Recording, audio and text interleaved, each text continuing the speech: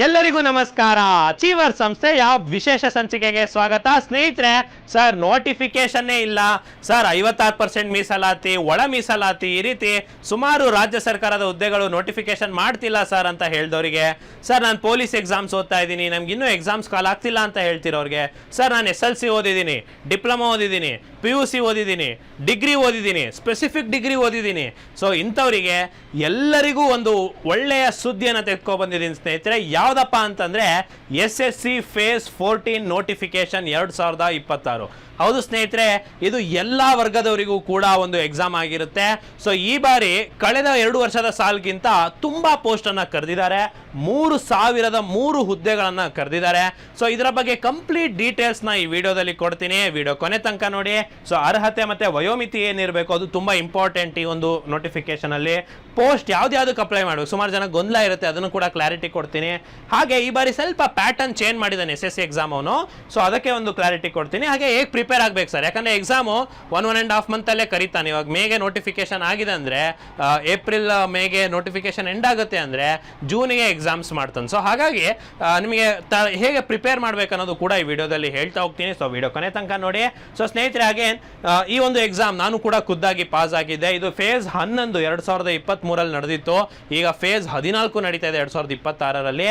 So ಹಾಗಾಗಿ ನಾನು ಕೂಡ ಈ ಒಂದು ಪರೀಕ್ಷೆನ ಉತ್ತೀರ್ಣರಾಗಿರೋದ್ರಿಂದ ಸೊ ನಿಮಗೆ ಯಾವ ರೀತಿ ನಾನು ಪ್ರಿಪರೇಷನ್ ಮಾಡಿದ್ದೆ ಅನ್ನೋದನ್ನು ಕೂಡ ನಾನು ನಿಮಗೆ ಹೇಳ್ತಾ ಹೋಗ್ತೀನಿ. ಸೊ ಈ ಬಾರಿ ಫೇಸ್ 14 3003 ವೇಕೆನ್ಸೀಸ್ ಇದೆ. ಇದು ಅತಿ ಹೆಚ್ಚು ವೇಕೆನ್ಸೀಸ್. ಸೊ 382 ಬೇರೆ ಬೇರೆ ರೀತಿಯ ಕ್ಯಾಟಗರೀಸ್ನ ಪೋಸ್ಟ್ಗಳಿದ್ದಾವೆ. ಎಲ್ಲವನ್ನ ಎಕ್ಸ್ಪ್ಲೇನ್ ಮಾಡ್ತೀನಿ. ಸೊ ಅದಕ್ಕಿಂತ ಮುಂಚೆ ಒಂದು ಸ್ವಲ್ಪ ಹಿನ್ನೆಲೆ ನೋಡ್ಕೊಂಬಿಡಿ.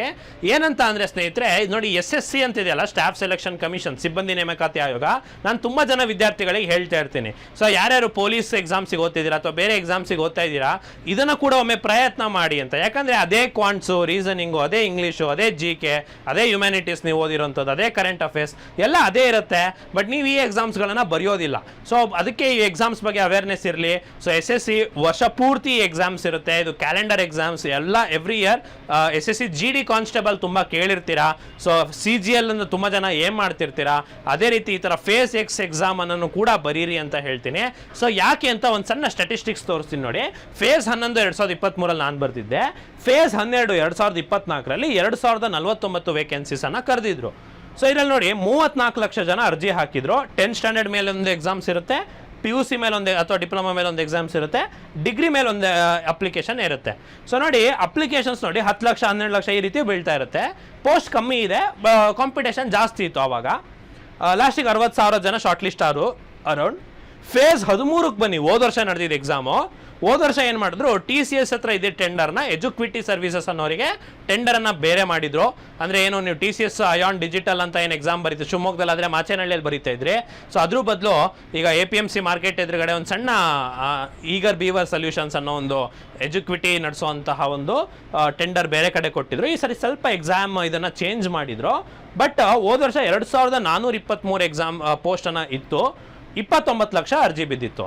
ಇಲ್ಲಿ ನೀವು ಗಮನಿಸಿ, 24 34 ಲ್ಯಾಕ್ಸ್ ಅರ್ಜಿ ಬಿದ್ದಿದ್ದು, 25 ಇವೊಂದು ವೇಕೆನ್ಸೀಸ್ ಜಾಸ್ತಿ ಆಗಿದ್ರೂ ಕೂಡ ನೋಟಿಫಿಕೇಶನ್ ಅಥವಾ ಏನೋ ಅಪ್ಲಿಕೇಶನ್ಸ್ ಕಮ್ಮಿ ಬಿದ್ದಿದ್ದಾವೆ.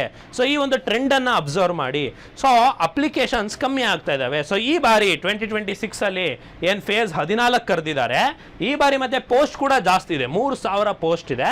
ಸೊ ಹಾಗಾಗಿ ಈ ಬಾರಿ ಅರ್ಜಿ ಕೂಡ ಅದೇ ರೇಂಜ್ನಲ್ಲೇ ಬರುತ್ತೆ, 10 ಲಕ್ಷ 12 ಲಕ್ಷ ಆ ರೇಂಜಲ್ಲೇ ಬರುತ್ತೆ.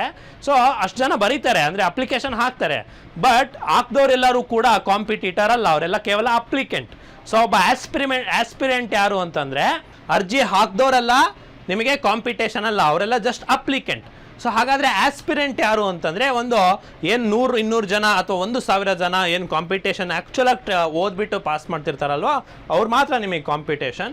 ಬಟ್ ಇದೊಂದು ಸ್ಟ್ಯಾಟಿಸ್ಟಿಕ್ಸ್ ನಿಮಗೆ ಗೊತ್ತಿರಲಿ ಅಂತ ಮಾಹಿತಿಗೆ ಕೊಟ್ಟಿದ್ದೀನಿ. ಸೊ ಈಗ ಅಪ್ಲಿಕೇಶನ್ ಬಗ್ಗೆ ತಗೋಣ. ನಾನು ಸುಮಾರು ಜನ ವಿದ್ಯಾರ್ಥಿಗಳಿಗೆ ಹೇಳ್ತೀನಿ, ಈ ಥರ ಪರೀಕ್ಷೆಯನ್ನು ಬರೀರಿ ಅಂತ ಹೇಳ್ತಿರ್ತೀನಿ. ಇದು ಇಲ್ಲೇ ಇರುತ್ತೆ, ನಿಮ್ಮ ಊರಿನಲ್ಲೇ ನೀವು ಬರೀಬೋದು. ಕನ್ನಡದಲ್ಲಿ ಕೂಡ ಬರುತ್ತೆ, ಕನ್ನಡ ಇಂಗ್ಲೀಷ್. ನೀವು 10th PU ಡಿಗ್ರಿ ಮೇಲೆಲ್ಲ ಇರೋದು ಕನ್ನಡದಲ್ಲಿ ಸಹ ಬರೀಬೋದು. ಸೊ ಹಾಗಾದರೆ ಸ್ವಲ್ಪ ಮಾಹಿತಿಯನ್ನು ನಿಮಗೆ ಹೇಳೋದಾದರೆ, ಅಪ್ಲಿಕೇಶನ್ 13 ಏಪ್ರಿಲಿಂದ ಸ್ಟಾರ್ಟ್ ಆಗಿದೆ, 4 ಮೇಗೆ ಎಂಡ್ ಆಗುತ್ತೆ. ಸೊ ಈ ಒಂದು ಡೇಟ್ ಇಂಪಾರ್ಟೆಂಟು ಸ್ನೇಹಿತರೆ. So last date of application 4 May ಇದೆ. ಸೊ ಬೇಗ ಅರ್ಜಿಯನ್ನು ಹಾಕಬೇಕು. ನಿಮಗೆ ಒಂದು ಲೆಸ್ ದೆನ್ 10-15 ಡೇಸ್ ಅಷ್ಟೇ ಇರೋವಂಥದ್ದು. ಈ ವಿಡಿಯೋ ಮಾಡೋದು ಸ್ವಲ್ಪ ತಡವಾಗಿದೆ. ಹಾಗೆ ಕರೆಕ್ಷನ್ ವಿಂಡೋ ಕೂಡ ಬಿಡ್ತಾನೆ. ಏನಾದರೂ ಅಪ್ಲಿಕೇಶನ್ ರಾಂಗ್ ಮಾಡಿದ್ರಿ ಅಂದರೆ ಒಂದು 3 ದಿನ ಕರೆಕ್ಷನ್ ವಿಂಡೋ ಕೂಡ ಬಿಟ್ಟಿದ್ದಾನೆ.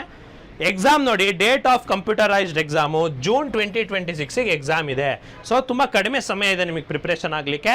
ಸೊ ಹಾಗಾಗಿ ಇದನ್ನು ಸ್ವಲ್ಪ ನಿಟ್ಟಿನಲ್ಲಿ ನೋಡ್ಕೊಳ್ಳಿ ಅಂತ ಹೇಳ್ತಾ, ಸೊ ಲಾಸ್ಟ್ ಡೇಟ್ ಗೊತ್ತಾಗಿದೆ ನಿಮಗೆ ಯಾವಾಗ ಅಂತಂದರೆ 4 ಮೇಗೆ ಲಾಸ್ಟ್ ಡೇಟ್ ಇದೆ. ಸೊ ಇದು ಯಾರ್ಯಾರು SSC ಅರ್ಜಿ ಮುಂಚೆ ಹಾಕಿದ್ದೀರಾ ಅವ್ರಿಗೆ ತುಂಬ ಸುಲಭ.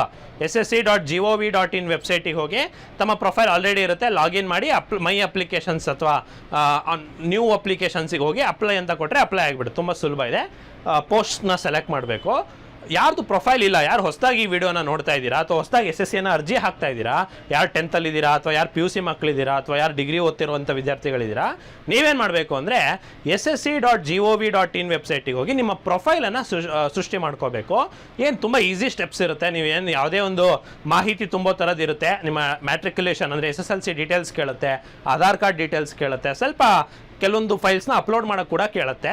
ಸೊ ಒಂದೇ ಸರಿ ಇದು ಪ್ರೊಸೆಸ್ಸು, ಒಂದು ಸರಿ ನೀವು ಮಾಡ್ಕೊಂಡ್ಬಿಟ್ರೆ ನಂತರ ಬರೋ ಯಾವುದೇ SSC ಎಕ್ಸಾಮ್ಸ್ಗೆ ನೀವು ಸುಲಭವಾಗಿ ಅಪ್ಲೈ ಮಾಡ್ಬೋದು. ಸೊ ಯಾರು ಹೊಸದಾಗಿ ನೋಡ್ತಿದ್ದೀರಾ SSC ಪ್ರೊಫೈಲ್ ಮಾಡ್ಕೊಳ್ಳಿ, ಯಾರ್ದು ಆಲ್ರೆಡಿ ಇದೆ ಅವ್ರು ಇದಕ್ಕೆ ಅಪ್ಲೈ ಮಾಡಿ ಅಂತ ಹೇಳ್ತಾ.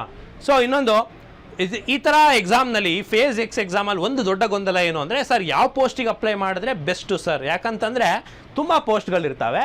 ಸೊ ಹಾಗಾಗಿ ಅದನ್ನು ನಾನು ಡೀಟೇಲ್ಡಾಗಿ ಹೇಳ್ತೀನಿ. ಅವ್ರು ಒಂದು ಲಿಂಕ್ ಕೊಟ್ಟಿದ್ದಾರೆ ನೋಡಿ, ssc.gov.in/RHQ selection post/RHQ post details ಅಂತ ಒಂದು ಲಿಂಕ್ ಇದೆ. ನಾನು ನಿಮಗೆ ಅದನ್ನು ಪಿನ್ಡ್ ಕಮೆಂಟ್ಸಲ್ಲಿ ಬೇಕಾದ್ರೆ ಹಾಕಿಟ್ಟಿರ್ತೀನಿ. ನೀವು ಜಸ್ಟ್ ಕ್ಲಿಕ್ ಮಾಡಿದ್ರೆ ಆ ಪರ್ಟಿಕ್ಯುಲರ್ ಪೋಸ್ಟ್ ಡೀಟೇಲ್ಸಿಗೆ ಹೋಗುತ್ತೆ. ನೀವು ಪೋಸ್ಟ್ ಕೋಡನ್ನು ಹೊಡೆದ್ರೆ ಕಂಪ್ಲೀಟ್ ಡೀಟೇಲ್ಸನ್ನು ತೋರಿಸುತ್ತೆ, ಅದು ನಾನು ನಿಮಗೆ ಹೇಳ್ತೀನಿ. ಬಟ್ ನಾನು ಇಲ್ಲಿ ಈ ಒಂದು ಪರ್ಟಿಕ್ಯುಲರ್ ಪೋಸ್ಟ್ ಯಾಕೆ ಹಾಕಿದ್ದೀನಿ ಅಂದರೆ ನೋಡಿ, candidates who wish to apply for more than one post should apply separately for each category of post. ಅಂದರೆ ಈಗ ನಾನು ತುಂಬ ಪೋಸ್ಟ್ಗಳನ್ನು ಹೇಳ್ತೀನಿ, ಒಂದೇ ಅಪ್ಲಿಕೇಶನ್ನಲ್ಲಿ ಎಲ್ಲದಕ್ಕೂ ಹಾಕ್ಬೋದು ಅಂದರೆ ಇಲ್ಲ, ಒಂದೊಂದು ಪೋಸ್ಟಿಗೆ ಒಂದೊಂದು ಸಪ್ರೇಟ್ ಅಪ್ಲಿಕೇಶನನ್ನು ಹಾಕಬೇಕು. ಮತ್ತು ಇನ್ನೊಂದು ತಿಳ್ಕೊಳ್ಳಿ, ಇದು SSLC ಮೇಲೂ ಇರುತ್ತೆ, PUC ಮೇಲೂ ಇರುತ್ತೆ, ಡಿಗ್ರಿ ಮೇಲೂ ಇರುತ್ತೆ, ಡಿಪ್ಲೊಮಾ ಮೇಲೂ ಇರುತ್ತೆ. ನೀವು SSLC ಮೇಲೆ ಹಂತದ್ದು ಯಾವುದೇ ಪೋಸ್ಟಿಗೆ ಹಾಕ್ತಾ ಇದ್ದೀರಾ ಅಂದರೆ ಬೇಕಾದ್ರೆ 4 ವಿವಿಧ SSLC ನಂತರದ ಪೋಸ್ಟ್ 4 ಸಪ್ರೇಟ್ ಅಪ್ಲಿಕೇಶನ್ ಹಾಕಿರ್ತೀರಾ. ಬಟ್ ಆ SSLC ಮಟ್ಟದ ಎಲ್ಲ ಪೋಸ್ಟ್ಗಳಿಗೂ ಒಂದೇ ಎಕ್ಸಾಮ್, PUC ಮಟ್ಟದ ಎಲ್ಲ ಪೋಸ್ಟ್ಗಳಿಗೂ ಒಂದೇ ಎಕ್ಸಾಮ್, ಡಿಗ್ರಿ ಮಟ್ಟದ ಎಲ್ಲ ಪೋಸ್ಟ್ಗೂ ಗ್ರ್ಯಾಜುಯೇಷನ್ ಆ್ಯಂಡ್ ಅಬೋ ಅಂತ ಕರಿತೀವಿ, ಅದಕ್ಕೆ ಒಂದೇ ಎಕ್ಸಾಮ್. ಸೊ ನೀವು 3 ವಿವಿಧ ರೀತಿಯ ವಿದ್ಯಾ ಅರ್ಹತೆಗೆ ಎಕ್ಸಾಮ್ಸ್ ಅಪ್ಲಿಕೇಶನ್ ಹಾಕಿದ್ರೆ 3 ಎಕ್ಸಾಮ್ ಬರೀಬೇಕು.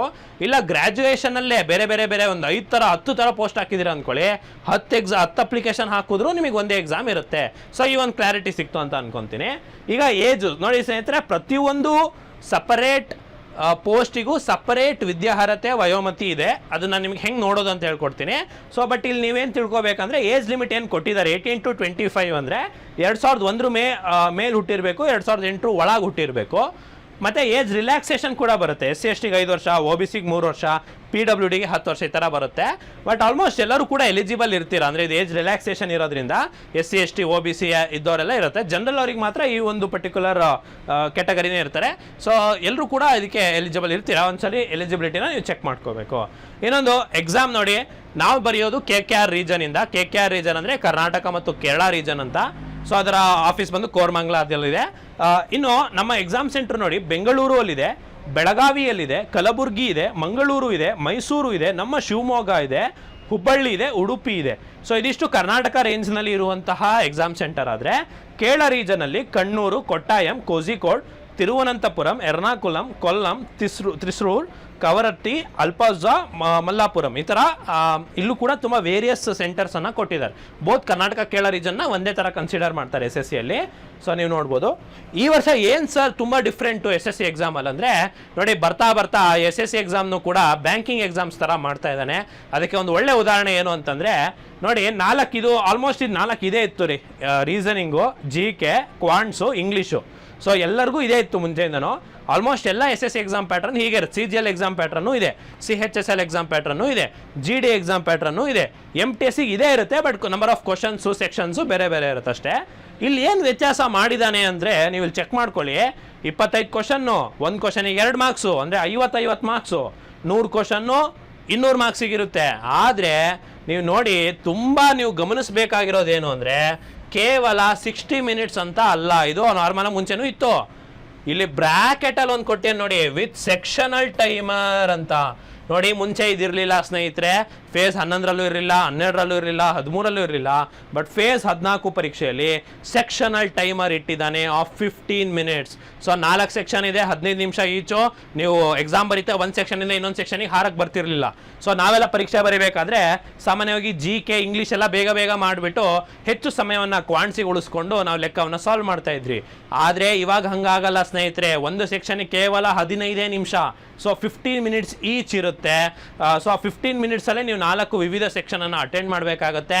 So 15 minutes quants, 15 minutes reasoning, 15 minutes English, 15 minutes GK.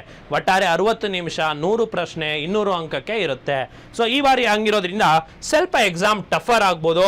ಯಾಕಂದರೆ ನಿಮಗೆ ಕ್ವಾಂಟ್ಸ್ ಮತ್ತು ರೀಸನಿಂಗನ್ನು 15 ಮಿನಿಟ್ಸ್ನಲ್ಲೇ ಸಾಲ್ವ್ ಮಾಡೋದು ಸ್ವಲ್ಪ ಕಷ್ಟ ಆಗುತ್ತೆ.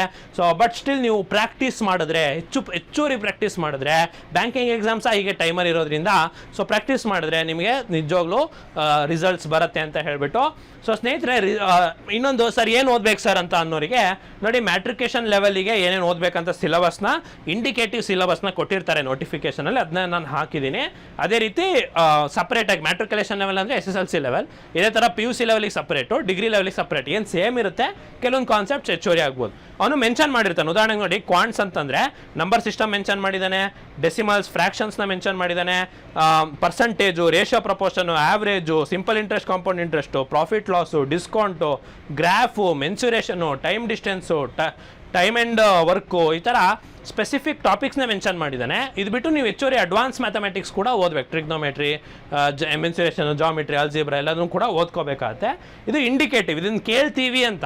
ಇದನ್ನ ಬಿಟ್ಟು ಇನ್ನೂ ಹೆಚ್ಚುವರಿ ಟಾಪಿಕ್ಸ್ ಇರುತ್ತೆ, ಅದು ನೀವು ಪ್ರೀವಿಯಸ್ ಇಯರ್ ಕ್ವಶನ್ಸ್ನ ನೋಡಿದ್ರೆ ಗೊತ್ತಾಗುತ್ತೆ ಅಂತ ಹೇಳ್ತಾ, ಇನ್ನೊಂದು ಡಾಕ್ಯುಮೆಂಟ್ ವೆರಿಫಿಕೇಶನ್ ನೀವು ಪಾಸ್ ಆಗಿತ್ತಲ್ವಾ, ವೆರಿಫಿಕೇಶನ್ ಹೇಗಿತ್ತು ಸರ್ ಅಂತಂದರೆ ನೋಡಿ, DV ಹೇಗಿರುತ್ತೆ ಅಂದರೆ, ಒಂದು SSCಯಿಂದ ಸ್ಕ್ರೂಟಿನಿ ಮಾಡ್ತಾನೆ, ಪೋಸ್ಟ್ ಮಾಡಿರ್ಬೇಕು ನಾವು. ಅದನ್ನ ಮಾಡಾದ್ಮೇಲೆ ಅವನ ಪರ್ಟಿಕ್ಯುಲರ್ ಡಿಪಾರ್ಟ್ಮೆಂಟಿಗೆ ಹ್ಯಾಂಡ್ ಓವರ್ ಮಾಡಿಬಿಡ್ತಾನೆ ಲಿಸ್ಟ್ನ. ಉದಾಹರಣೆಗೆ ನೀವು ಒಂದು ಪರ್ಟಿಕ್ಯುಲರ್ ಪೋಸ್ಟಿಗೆ ಅಪ್ಲೈ ಮಾಡಿದ್ದೀರಾ, ಎಕ್ಸಾಮ್ ನಡೆಸೋದು ಮಾತ್ರ SSC. ಇವನೇನು ಮಾಡ್ತಾನೆ, ಒನ್ಸ್ ರಿಸಲ್ಟ್ ಶೀಟ್ ಬಂದಮೇಲೆ, ಅಂದರೆ ಯಾರು ರಿಸಲ್ಟ್ನ ತೆಗ್ದಾದ್ಮೇಲೆ ಆ ರಿಸಲ್ಟ್ ಶೀಟನ್ನು ಪರ್ಟಿಕ್ಯುಲರ್ ಡಿಪಾರ್ಟ್ಮೆಂಟಿಗೆ ಹ್ಯಾಂಡ್ ಓವರ್ ಮಾಡ್ತಾನೆ. ಸೊ ಒರಿಜಿನಲಿ ಡಾಕ್ಯುಮೆಂಟ್ ವೆರಿಫಿಕೇಶನ್ ಮಾಡೋದು ಆ ಪರ್ಟಿಕ್ಯುಲರ್ ಸಂಸ್ಥೆ. ಅಥವಾ ಈಗ ಉದಾಹರಣೆಗೆ, ಈಗ ಇದರಲ್ಲಿ ಸೆಂಟ್ರಲ್ ಸಿಲ್ಕ್ ಬೋರ್ಡಿಂದ ಒಂದು ನೇಮಕಾತಿ ಇದೆ, ಅದು ಯಾವುದೋ ಪೋಸ್ಟ್ ಕರೆದಿದ್ದಾನಂತ ಅಂದ್ಕೊಳ್ಳಿ. ಎಕ್ಸಾಮ್ ನಡೆಸೋದು SSC, ಡಾಕ್ಯುಮೆಂಟ್ ಸ್ಕ್ರೂಟಿನಿ ಮಾಡೋದು SSC. ಅವನೇನು ಮಾಡ್ತಾನೆ, ಸೆಲೆಕ್ಷನ್ ಆಗಿರೋ ಕ್ಯಾಂಡಿಡೇಟ್ಸ್ನ ಕಂಪ್ಲೀಟ್ಲಿ ಯಾರಿಗೆ ಹ್ಯಾಂಡ್ ಓವರ್ ಮಾಡ್ತಾನೆ, ಸೆಂಟ್ರಲ್ ಸಿಲ್ಕ್ ಬೋರ್ಡಿಂಗ್ ಮಾಡ್ತಾನೆ. ಅವರು ಏನು ಮಾಡ್ತಾರೆ, ವೈಯಕ್ತಿಕವಾಗಿ ಕರೀತಾರೆ ಸ್ಟೂಡೆಂಟ್ಸ್ನ, ಅಲ್ಲಿ ಒರಿಜಿನಲ್ DV ಆಗುತ್ತೆ, ಡಾಕ್ಯುಮೆಂಟ್ ವೆರಿಫಿಕೇಶನ್ ಆಗುತ್ತೆ. ಅವನು ಆರ್ಡರ್ ಕಾಪಿ ಕೊಡೋದಲ್ಲ ಆ ಸಂಸ್ಥೆಗೆ.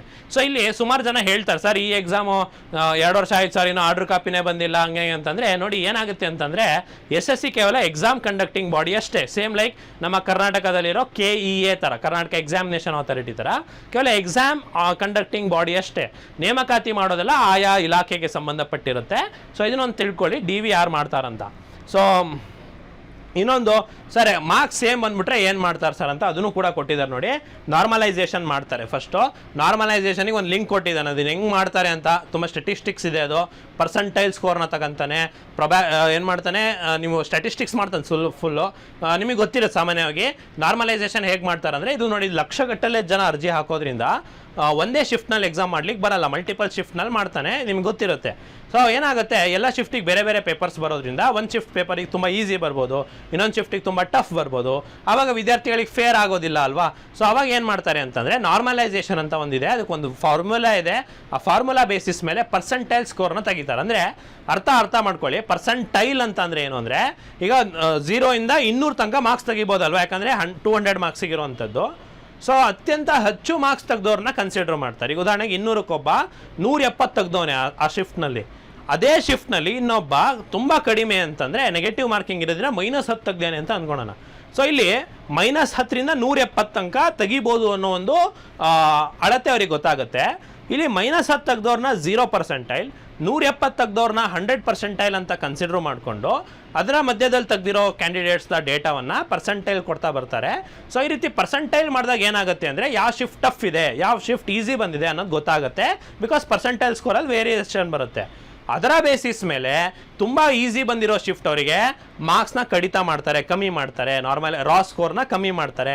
ಅದೇ ತುಂಬ ಟಫ್ ಬಂದಿರೋ ಸ್ಟೂಡೆಂಟ್ಸಿಗೆ ಮಾರ್ಕ್ಸ್ನ ಇನ್ಕ್ರೀಸ್ ಮಾಡ್ತಾರೆ. ಈ ಥರ ನಾರ್ಮಲೈಸೇಷನ್ ಅಂತ ಕರಿತೀವಿ.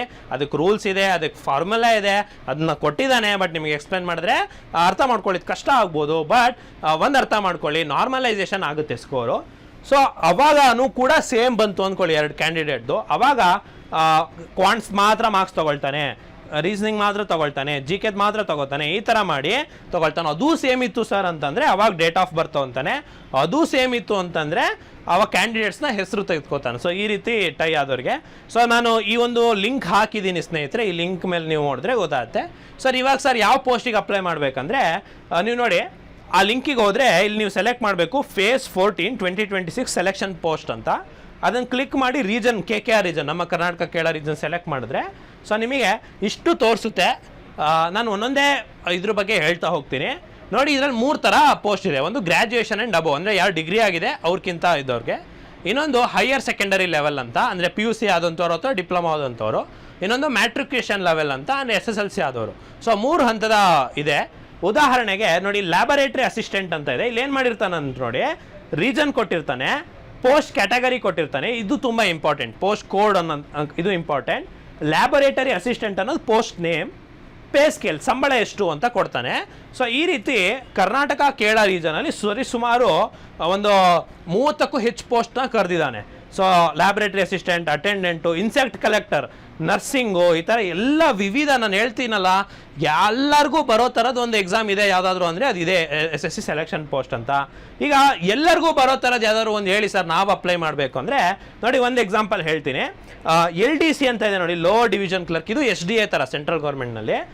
ಅದಕ್ಕೆ ನೀವು ಕ್ಲಿಕ್ ಮಾಡಿದ್ರೆ ನಾನಿಲ್ಲಿ ನಿಮಗೆ ಅದನ್ನು ಮಾಡಿ ತೋರಿಸ್ತೀನಿ ನೋಡಿ. ಎಲ್ಲ ಥರ ಪೋಸ್ಟು ಕೊಟ್ಟಿದ್ದೀನಿ, ಒಂದು ಉದಾಹರಣೆಗೆ ತೊಗೊಂಡಿದ್ದೀನಿ. ಸೊ ಇಲ್ಲಿ ಪೋಸ್ಟ್ ಕೋಡ್ ಕೊಟ್ಟಿರ್ತಾನೆ, ಆ ಪೋಸ್ಟ್ ನೇಮ್ ಕೊಟ್ಟಿರ್ತಾನೆ, ಇನಿಷಿಯಲ್ ಪ್ಲೇಸ್ ಆಫ್ ಪೋಸ್ಟಿಂಗ್ ಕೊಟ್ಟಿರ್ತಾನೆ. ನೀವು ಸೆಲೆಕ್ಷನ್ ಆದರೆ ಇನಿಷಿಯಲ್ ಪ್ಲೇಸ್ ಯಾವುದಂತ. ಇದು ನೋಡಿ ಕರ್ನಾಟಕ ಕೇಳ ರೀಜನ್ ಇರೋದ್ರಿಂದ ಅವೆರಡು ಭಾಗದಲ್ಲೇ ಕೊಟ್ಟಿರ್ತಾನೆ. ಈ ಒಂದು ಪರ್ಟಿಕ್ಯುಲರ್ ಪೋಸ್ಟ್ ಲ್ಯಾಬೊರೇಟರಿ ಅಸಿಸ್ಟೆಂಟ್ ಅನ್ನೋ ಪೋಸ್ಟಿಗೆ, ಅದರಲ್ಲೂ ಈ ಪರ್ಟಿಕ್ಯುಲರ್ ಪೋಸ್ಟ್ ಕೋಡಿಗಿರುವಂಥ ಪೋಸ್ಟಿಗೆ ಕೋಜಿ ಕೋಡ್ನಲ್ಲಿ ಇನಿಷಿಯಲ್ ಪೋಸ್ಟಿಂಗ್ ಇರುತ್ತೆ. ಸರ್ ಎಲ್ಲ ಹಿಂಗೆ ಇದೆಯಾ ಅಂದರೆ ಇಲ್ಲ, ಕರ್ನಾಟಕದಲ್ಲಿರೋದು ಇರ್ತವೆ. ನೋಡಿ ಅವ್ರದ್ದು ಏನು ಜಾಬ್ ರಿಕ್ವೈರ್ಮೆಂಟ್ ಇದೆ, ಏನು ಕೆಲಸ ಇರುತ್ತೆ ಅನ್ನೋದನ್ನು ಕೂಡ ಎಕ್ಸ್ಪ್ಲನೇಷನ್ ಕೊಟ್ಟಿದ್ದಾನೆ. ಉದಾಹರಣೆಗೆ ನಾನು ಇದೊಂದು ಪೋಸ್ಟ್ ತೊಗೊಂಡಿದ್ದೀನಿ, ಉಳಿದಿದ್ದೆಲ್ಲ ನೀವು ನೋಡ್ಕೊಳ್ಳಿ ನಿಮ್ಗೆ ಯಾವುದಾದ್ರು ಎಲಿಜಿಬಲ್ ಬರುತ್ತಂತ. ಉದಾಹರಣೆಗೆ ಇದನ್ನು ಹೇಳೋದಾದರೆ to assist officer in charge other senior technical staff in research work in laboratory. ಅಂದರೆ ನೋಡಿ ಲ್ಯಾಬೊರೇಟರಿ ಅಸಿಸ್ಟೆಂಟ್ ಅನ್ನೋದು ಕೆಲಸ ಏನು ಇರುತ್ತೆ ಅಂತಂದರೆ ಹೈಯರ್ ರಿಸರ್ಚ್ ಮಾಡೋಂಥ ಸೈಂಟಿಸ್ಟ್ ಏನಿರ್ತಾರಲ್ವ ಅಥವಾ ಆಫೀಸರ್ಸ್ ಇರ್ತಾರಲ್ವ ಅವ್ರಿಗೆ ಸಹಾಯ ಮಾಡೋದು. To prepare slides for specimen, ಯಾವ್ದಾದ್ರು ಪರ್ಟಿಕ್ಯುಲರ್ ಏನಾದರೂ ಇದ್ದರೆ PPT ಮಾಡುವಂಥದ್ದು. To collect blood and other samples from patients, ಏನಾದರೂ ಇದ್ರೆ ರಿಸರ್ಚಿಗೆ ಬೇಕಾಗಿರುವಂಥ ವರ್ಕ್ಗಳು. To maintain laboratory equipments. To distribute laboratory materials to ಟ್ರೈನೀಸು. So ಈ ಥರ ನಾರ್ಮಲ್ ಆಫೀಸ್ ವರ್ಕ್ ಇರುತ್ತೆ ಇದು ಲ್ಯಾಬೊರೇಟರಿ ಅಸಿಸ್ಟೆಂಟ್. ಇದಕ್ಕೆ ನೋಡಿ ಕ್ವಾಲಿಫಿಕೇಷನ್ ಏನು ಕೇಳಿದಾನೆ ಅಂದರೆ ಗ್ರ್ಯಾಜುಯೇಷನ್ ಆ್ಯಂಡ್ ಅಬೋವ್ ಕೇಳಿದ್ದಾನೆ. ಎಸೆನ್ಷಿಯಲ್ ಕ್ವಾಲಿಫಿಕೇಷನ್ ಇದು ನೋಡಿ ತುಂಬ ಇಂಪಾರ್ಟೆಂಟ್. ನಾನು ಕೂಡ ಫೇಸ್ 11ಲ್ಲಿ ಪಾಸ್ ಆದಾಗ ನಮಗೆ ಜಸ್ಟ್ ಗ್ರ್ಯಾಜುಯೇಷನ್ ಆ್ಯಂಡ್ ಅಬೋವ್ ಅಂತ ಕೊಟ್ಟಿದ್ದೆ, ಅವಾಗ ಡೀಟೇಲ್ಡ್ ಕೊಟ್ಟಿರಲಿಲ್ಲ. ಆಮೇಲೆ ಡಾಕ್ಯುಮೆಂಟ್ ವೆರಿಫಿಕೇಷನ್ ಟೈಮಲ್ಲಿ ಹೇಳ್ತಿದ್ದಾನೆ ಇಲ್ಲ ಸರ್ ಈ ಪರ್ಟಿಕ್ಯುಲರ್ ಈ ಒಂದು ಕ್ವಾಲಿಫಿಕೇಷನ್ ಇದ್ದವರಿಗೆ ಮಾತ್ರ ಇರುತ್ತೆ ಅಂತ. ಸೊ ಬಟ್ ಆ ಪ್ರಾಬ್ಲಮ್ ಆದಮೇಲೆ ಸುಮಾರು ಜನಕ್ಕೆ ಇದೊಂದು ಇದೆ ನೋಡಿ, ಎಸೆನ್ಷಿಯಲ್ ಕ್ವಾಲಿಫಿಕೇಷನ್ BSc. ಸೊ ನೀವು BSc ಪದವೀಧರರು ಮಾತ್ರ ಇದಕ್ಕೆ ಅರ್ಜಿ ಹಾಕಬೇಕು. ಸರ್ B ಇದ್ದವ್ರು ಬರುತ್ತಲ್ವಾ ಸರ್ ಅಂದರೆ ಬರಲ್ಲ ಅಂತಲೇ ಹೇಳ್ತೀನಿ. ಯಾಕಂತಂದರೆ ಇವ್ರು ಏನು ಸ್ಪೆಸಿಫಿಕ್ಕಾಗಿ ಮೆನ್ಷನ್ ಮಾಡಿರ್ತಾರೆ ನೋಡಿ ಅದನ್ನು ಮಾತ್ರ ತೊಗೊತಾನೆ. ಇಲ್ಲ ಅಂದರೆ ನೀವು ಎಕ್ಸಾಮ್ ಪಾಸ್ ಆಗಿ ಕೊನೆಯ ಹಂತದ ವೆರಿಫಿಕೇಷನ್ ಹಂತದಲ್ಲಿ ರಿಜೆಕ್ಷನ್ ಆಗಿಬಿಡ್ತೀರಾ.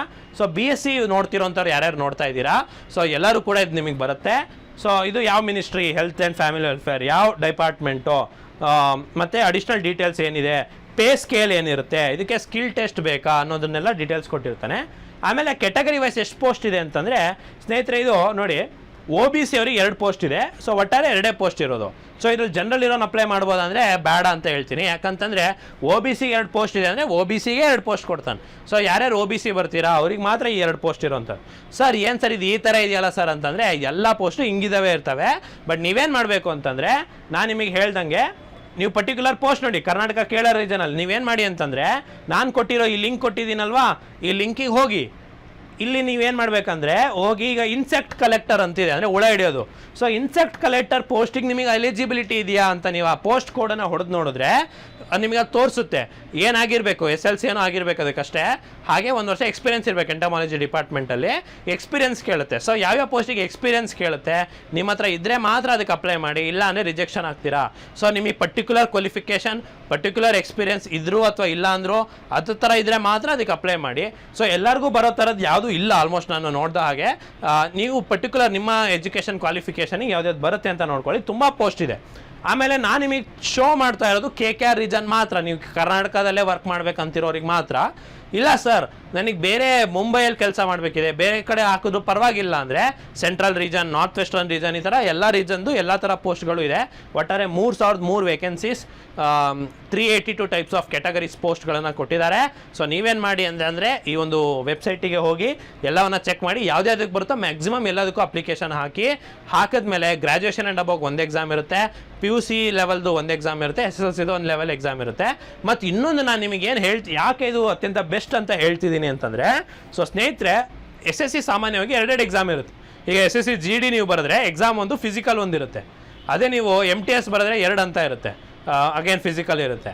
ಅಥವಾ ನೀವು CGL ಬರೆದ್ರೆ 2 ಎಕ್ಸಾಮ್, ಟೈರ್ 1 ಟೈರ್ 2, CHSL ಬರೆದ್ರೆ 2 ಎಕ್ಸಾಮ್, ಟೈರ್ 1 ಟೈರ್ 2. ಬಟ್ ಈ ಒಂದು ಎಕ್ಸಾಮ್ ಏನು ವಿಶೇಷತೆ ಏನಂದರೆ ಒಂದೇ ಎಕ್ಸಾಮ್ ಸ್ನೇಹಿತರೆ, ನೀವು ಇದ್ರಲ್ಲಿ ಪಾಸ್ ಆಗ್ಬಿಟ್ರೆ ನಿಮಗೆ ಜಾಬು. ಸೊ ಈ ಥರ ಒಂದೇ ಎಕ್ಸಾಮ್ ಇರೋ ಥರದ್ದು ಸೆಂಟ್ರಲ್ ಗೌರ್ಮೆಂಟ್ನಲ್ಲಿ ಕಮ್ಮಿ ಇದಾವೆ ಜಾಬ್ಸು. ಸೊ ಈ ಥರ ಒಂದೇ ಎಕ್ಸಾಮ್ ಇರೋದ್ರಿಂದ ಇದು ತುಂಬ ಒಳ್ಳೇದಿದೆ. ತುಂಬ ಜಾಬ್ ಇದೆ ನೋಡಿ. ಡ್ರಿಲ್ಲರ್ ಇದೆ ನೋಡಿ, ಸುಮಾರು ಜನ ITI 10th ವಿದ್ಯಾರ್ಥಿಗಳು ಯಾರು ನೋಡ್ತಾ ಇದ್ದೀರಾ, ಡ್ರಿಲ್ಲರ್ ಇದೆ. ಹಾಗೆ ನೋಡಿ ಅಗ್ರಿಕಲ್ಚರ್ ಅಸಿಸ್ಟೆಂಟ್ ಇದೆ, ಸಿಲ್ಕ್ ಇನ್ಸ್ಪೆಕ್ಟರ್ ಇದೆ, ಜೂನಿಯರ್ ಇಂಜಿನಿಯರ್ ಕೂಡ ಇದೆ ರೀ. ಮತ್ತು ಇನ್ನೊಂದು ನಾನು ನಿಮಗೆ ಹೇಳಿಲ್ಲ, ಯಾರು ಇಂಜಿನಿಯರಿಂಗ್ ಆಸ್ಪಿರೆಂಟ್ಸ್ ಇದನ್ನ ನೋಡ್ತಿದ್ದೀರಾ, ಇಂಜಿನಿಯರ್ಸಿಗೆ ಬೇರೆ ಬೇರೆ ರೀಜನಲ್ಲಿ ಕೂಡ ತುಂಬ ಆಪರ್ಚುನಿಟೀಸ್ ಇದೆ. ಜೂನಿಯರ್ ಇಂಜಿನಿಯರ್ ಇದೆ, ಗೌರ್ಮೆಂಟ್ ಆಫ್ ಇಂಡಿಯಾದಲ್ಲಿ ಸರ್ವೇಯರ್ ಪೋಸ್ಟ್ ಇದೆ, ಅದು ಎಲ್ರಿಗೂ ಬರುತ್ತೆ ಆಲ್ಮೋಸ್ಟು. ಸೊ ಯಾರ್ಯಾರು ಡಿಪ್ಲೊಮಾ ಸಿವಿಲ್ ಓದಿದ್ದೀರಾ, ಇಂಜಿನಿಯರಿಂಗ್ ಇನ್ ಸಿವಿಲ್ ಓದಿದ್ದೀರಾ, ಮತ್ತು ಬೇರೆ ಬೇರೆ ಬ್ರಾಂಚ್ ಓದೋರ್ಗೂ ಅಪ್ಲಿಕೇಶನ್ ಎಲಿಜಿಬಲ್ ಅಂತ ಕೊಡ್ತಾ ಇದೆಯಂತೆ. ಸೊ ಹಾಗಾಗಿ ದಯವಿಟ್ಟು ನೋಡ್ಕೊಳ್ಳಿ, ಎಲ್ಲ ಪೋಸ್ಟ್ ಕೂಡ ಒಮ್ಮೆ ನೋಡಿಬಿಟ್ಟು ಪರ್ಟಿಕ್ಯುಲರ್ ಪೋಸ್ಟಿಗೆ ಅಪ್ಲೈ ಮಾಡಿ. ಸೊ ನಮ್ದು ಏನು ವಿವಿಧ ಸೆಟ್ ಆಫ್ ಆಡಿಯನ್ಸ್ನ ನೋಡ್ತಿರೋದ್ರಿಂದ ನಾನು ಇದೇ ಪೋಸ್ಟ್ನ ಅಂತ ಎಕ್ಸ್ಪ್ಲೇನ್ ಮಾಡೋಕ್ಕಾಗಲಿಲ್ಲ. ಬಟ್ ನಿಮಗೇನಾದರೂ ಮುಂದಿನ ದಿನಗಳಲ್ಲಿ ಡೌಟ್ ಇದೆ ಅಂತಂದರೆ ನೀವು ಅದನ್ನು ಕರೆ ಮಾಡ್ಬೋದು. ಮತ್ತು ಗ್ರೂಪ್ B ಪೋಸ್ಟ್ಗಳೆಲ್ಲ ಇದಾವೆ ಸ್ನೇಹಿತರೆ ನೋಡಿ, ಅಸಿಸ್ಟೆಂಟ್ ಸೂಪರಿಂಟೆಂಡೆಂಟ್ ಅಡ್ಮಿನಿಸ್ಟ್ರೇಷನ್, ಸೊ ಈ ಥರದ್ದೆಲ್ಲ ಪೋಸ್ಟ್ಗಳಿದ್ದಾವೆ. ಇನ್ಸ್ಟ್ರಕ್ಟರ್ ಎಲೆಕ್ಟ್ರಾನಿಕ್ಸ್, ಅಕೌಂಟೆಂಟ್ ಇದೆ, ಡೆಪ್ಯೂಟಿ ರೇಂಜರ್ ಇದೆ, ಸ್ಟೆನೋಗ್ರಾಫರ್ ಇದೆ, ಮಾರ್ಕೆಟಿಂಗ್ ಅಸಿಸ್ಟೆಂಟ್ ಇದೆ, ತುಂಬ ಪೋಸ್ಟ್ಗಳಿದೆ ಸ್ನೇಹಿತರೆ. ಸೊ ಹಾಗಾಗಿ ದಯವಿಟ್ಟು ಇದನ್ನೆಲ್ಲ ಒಂದ್ಸತಿ ಚೆಕ್ ಮಾಡ್ಕೊಳ್ಳಿ ಅಂತ ಹೇಳ್ತಾ, ಸೊ ಸ್ನೇಹಿತರೆ ಈ ಒಂದು ಎಕ್ಸಾಮ್ಗೆ ಸಂಬಂಧಪಟ್ಟಂತೆ ಹಾಗೆಯೇ ಮುಂಬರುವಂಥ ಬ್ಯಾಂಕಿಂಗ್ ಎಕ್ಸಾಮ್, ರೈಲ್ವೇಸ್ ಎಕ್ಸಾಮ್ ಎಲ್ಲದಕ್ಕೆ ಸಂಬಂಧಪಟ್ಟಂಗೆ ಅಚೀವರ್ಸ್ನಲ್ಲಿ ಕೋಚಿಂಗ್ ಇದೆ ಸ್ನೇಹಿತರೆ. ಮೇ 1ನೇ ತಾರೀಕಿಂದ ನೂತನ ಬ್ಯಾಚ್ ಪ್ರಾರಂಭವಾಗ್ತಾ ಇದೆ. ಇದು ರಾಘವೇಂದ್ರ ಮಠದ ರಸ್ತೆ, ತಿಲಕ್ ನಗರ್ ಮೊದಲನೇ ಕ್ರಾಸ್ನಲ್ಲಿ ಸತತ 11 ವರ್ಷದಿಂದ ಅತ್ಯುತ್ತಮ ಫಲಿತಾಂಶವನ್ನು ದಾಖಲಿಸ್ಕೊಂಡು ಬರ್ತಾ ಇದೆ. ಸೊ ನಿಮ್ಗೆ ಏನೋ ಡೌಟ್ಸ್ ಇದ್ರು ಎಕ್ಸಾಮ್ ಬಗ್ಗೆ, ಸರ್ ಪ್ರೀವಿಯಸ್ ಇಯರ್ ಕ್ವಶನ್ಸ್ ಎಲ್ಲ ಸಾಲ್ವ್ ಮಾಡಿಸಿ ಸರ್, ಇದು ಪರ್ಟಿಕ್ಯುಲರ್ ಪೋಸ್ಟ್ ಬಗ್ಗೆ ಎಕ್ಸ್ಪ್ಲೇನ್ ಮಾಡಿ ಸರ್ ಅಂತಂದರೆ, ಸೊ ಸ್ಕ್ರೀನ್ ಮೇಲೆ ಕಾಣ್ತಿರೋ ನಂಬರ್ಗೆ ನೀವು ಕರೆ ಮಾಡ್ಬೋದು. ಅಥವಾ ಖುದ್ದಾಗಿ ಬಂದರೆ ನಾನು ನಿಮಗೆ ಭೇಟಿ ಆಗ್ತೀನಿ. ಸೊ ಆಫೀಸ್ನಲ್ಲಿ ನೀವು ಯಾವುದೇ ರೀತಿ ಡೌಟ್ಸ್ ಇದ್ದರೆ ಕ್ಲಿಯರ್ ಮಾಡ್ಕೋಬೋದು. ಹಾಗೆ ಹೊಸ ಬ್ಯಾಚಸ್ಗೆ ನೀವು ಜಾಯ್ನ್ ಆಗ್ಬೋದು ಅಂತ ಹೇಳ್ತಾ, ಸ್ನೇಹಿತರೆ ಈ ಒಂದು ನೋಟಿಫಿಕೇಷನಿಗೆ ಎಲ್ಲರೂ ಕೂಡ ಅಪ್ಲೈ ಮಾಡಿ. ಸೊ ಇದೇ ರೀತಿ ಮುಂದಿನ ದಿನಗಳಲ್ಲಿ CGL ನೋಟಿಫಿಕೇಶನ್ ಆಗುತ್ತೆ. ಇನ್ನೊಂದು LIC ಹೌಸಿಂಗ್ ಫೈನಾನ್ಸ್ ಲಿಮಿಟೆಡ್ ಅವರು ಒಂದು ನೋಟಿಫಿಕೇಶನ್ ಮಾಡಿದ್ದಾರೆ. ಸೊ ಈ ಥರ ಯಾವುದೇ ನೋಟಿಫಿಕೇಶನ್ ಆದರೂ ನಿಮಗೆ ಮಾಹಿತಿ ಕೊಡ್ತೀನಿ ಅಂತ ಹೇಳ್ತಾ, ಸೊ ಇದೇ ರೀತಿ ಮುಂದಿನ ವಿಡಿಯೋದಲ್ಲಿ ಸಿಗ್ತೀನಿ. ಧನ್ಯವಾದಗಳು.